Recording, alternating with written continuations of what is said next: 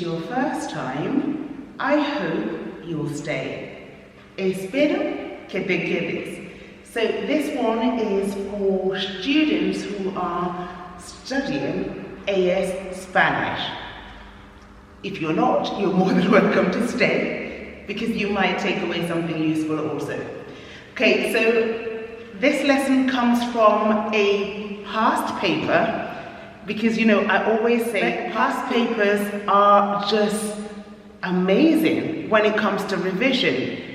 They offer you a plethora of new vocabulary and you have them online. There's so many that you can download, or if you can't find them, ask your teacher for some past papers or where you can find them. Okay, this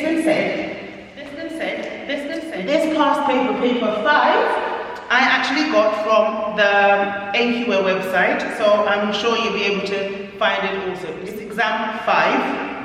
And so what I've done, I read just a short passage, and it was a passage that you had to translate from Spanish into English, and I just got the vocab from that. So it had quite a lot. The passage is quite small, but you can get a lot of revision material from it.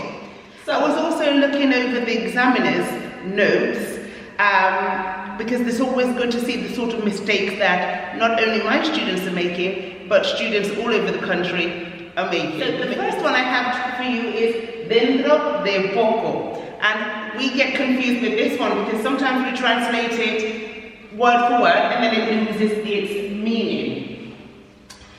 It basically means soon. Okay, so dentro de poco vuelvo a casa. Okay, I'm going home soon. Dentro de poco. And because you see this expression quite a lot, it's one that you ought to know. If it's not on your list of key expressions, please stick that one on because we see it time and time again. Okay, the next one, prohibirá. The text is talking about something that will be banned. And so, first thing you have to recognize is the tense that it's in. And because we see the verb complete, then with the A added, we know that that's the future tense. Okay? Remember, future tense, you get the verb as is with the AR or ER ending, and then you just add E if you're talking about the first person, as if you're talking about the second, or A if you're talking about the third. So prohibirá, prohibit. They give you the point if you put prohibit because it means the same. So it's ban. So when you ban something, okay, you prohibit something, you ban it, or you forbid it. So ban or forbid. Okay? It's forbidden. It's forbidden to smoke here. Okay? Está prohibido fumar aquí. So there you go. Next one, no es de extrañar. That came out in the text as well that you had to translate. Extrañar, we might recognize it from extranjero, which is foreign or strange. But the expression that they were looking for is, it is not surprising. So, no es de extrañar que nadie haya venido hoy. It's not surprising no one came today. There's a party, okay, so it's not surprising. No es de extrañar. Who is going to want to come if there's a party and nothing's happening here, okay? It's not surprising. Please note that one down because it's a nice one when you're talking and when you're reading and obviously when you're translating, as this is from the passage that you had to translate from. So, it's not surprising. It's just like a lovely one to have as well. I think this expression shows that, you know, you've been studying and it's lovely. I really think that you ought to apply that if it's not one that you normally use. Okay? Next one. Están disgustados. Están disgustados. And with this, when I was looking at the examiner's notes, they did mention that not just them, but the students that I have as well, disgustado looks like disgusting, right? And so a lot of people did put disgusted. But disgustado is one of those false friends, and it just means, not disgusting, note, it means that you're a bit upset, okay? You're a bit upset or annoyed. Están disgustados, they are upset, they are annoyed, they are angry. Están disgustados, okay? So they're upset or angry.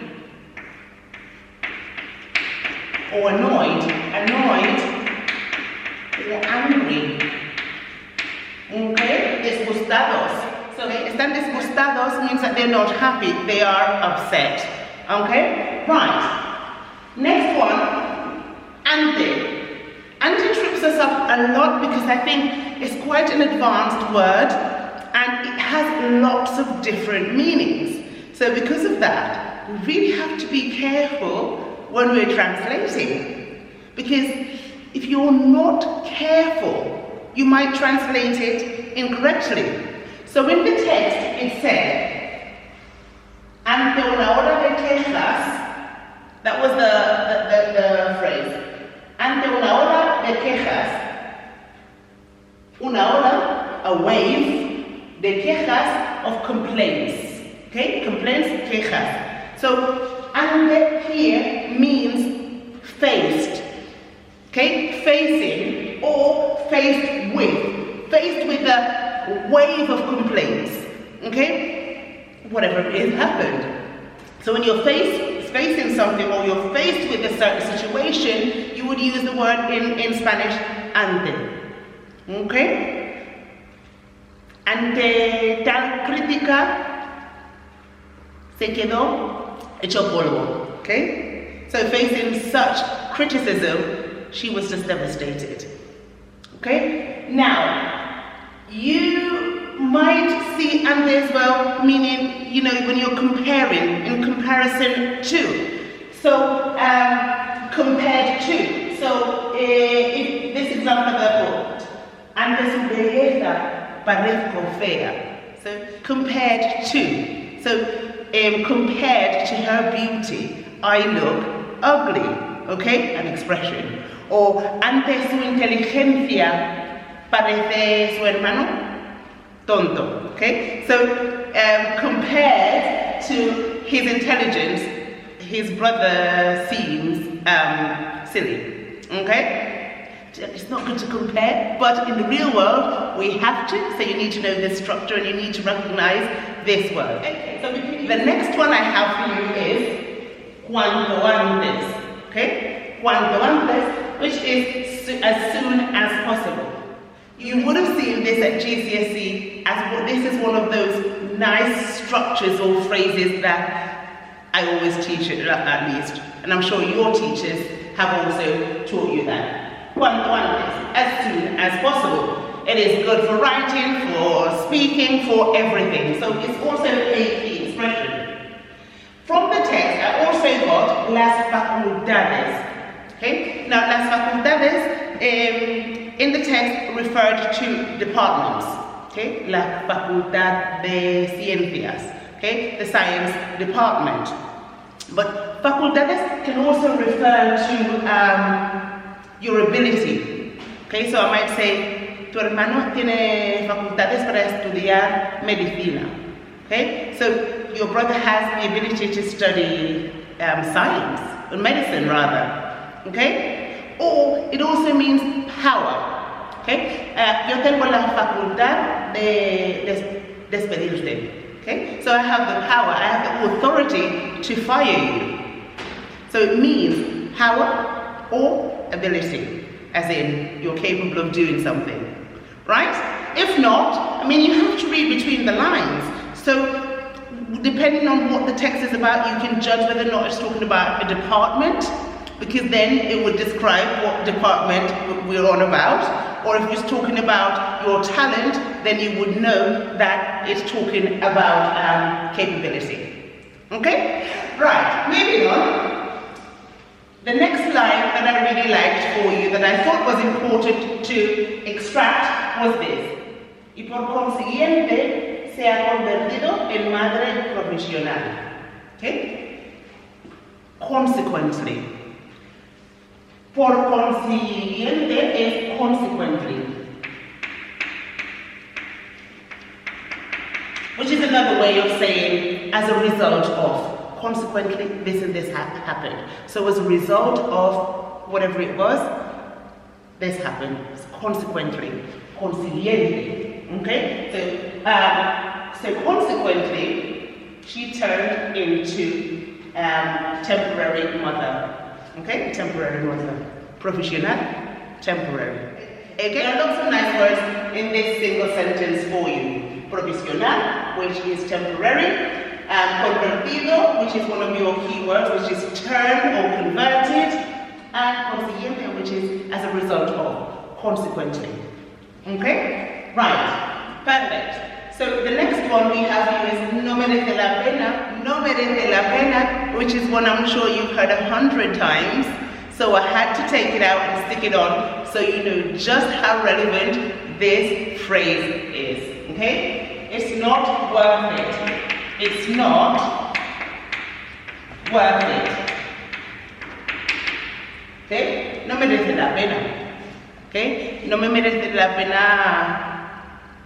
comprar todas estas cosas solamente porque sea barato. Okay? It's not worth me buying all this stuff just because it's cheap. What use do I have for it? No merece la pena. I end up losing. Right? Okay, and the last word that I got from this text from exam 5, el portavoz, which means spokesperson. Okay? Spokesperson. Okay? El portavoz de la empresa nos explicó todo. Okay? So the spokesperson for the company explained everything to us. El portavoz, the spokesperson. Vital information, I think. Okay? So it is well worth you going through past papers just to make sure you are getting a lot of revision done. Okay? And with that, I'm going to leave you until next time. Take care, guys. Bye.